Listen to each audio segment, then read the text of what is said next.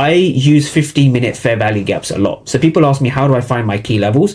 They always come from a 15-minute zone or a 15-minute fair value gap. Now, in this case, we had a lot of chop here towards the start of December as well, end of November. This was a 15-minute FVG I had all the way throughout November. So 31st of October, we saw the market create our level. Now, the market left a fair value gap on the 31st of October. So if we go to the most recent price action, we actually had this level holding throughout the whole of November and into December. So this was 69.10 to about 6900, call it 6900 to 69.10. So the reason this was a key level is, of course, price left a 15-minute FVG over here, right? Price left a fair value gap over here.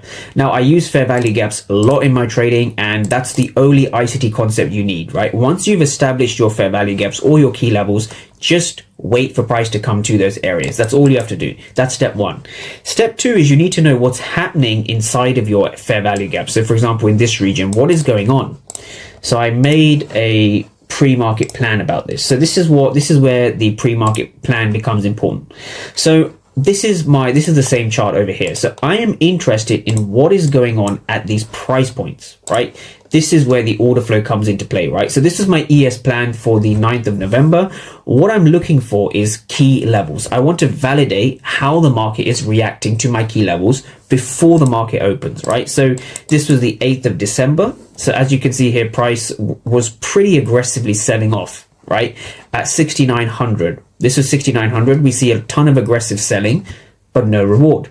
So when you see a ton of aggressive selling and no reward, that tells you that this zone is being supported by buyers, right? Passive buyers. So these are what we call limit orders, right? Limit orders coming into your zone. So that's kind of what we went through over here. So there's two types of market participants over here, right? We have market orders and limit orders. So here we're looking now at market buy orders, right? These are the market buy orders, right? A ton of aggressive selling, but they were not rewarded. This means that the market is really rewarding buyers, right? There are buy limit orders resting over here at 69.10. Now, same here, this huge wick, massive wick, tons of aggressive selling, but the market still was unable to break below 6,900. So it shows you between 6,900 and 6,910, there were aggressive sellers trapped, right? Which means that buy orders were present, right? Market orders, buy orders.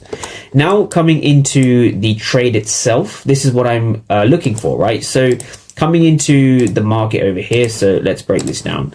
So before 9:30 Eastern, I'm not looking to place a trade. I want to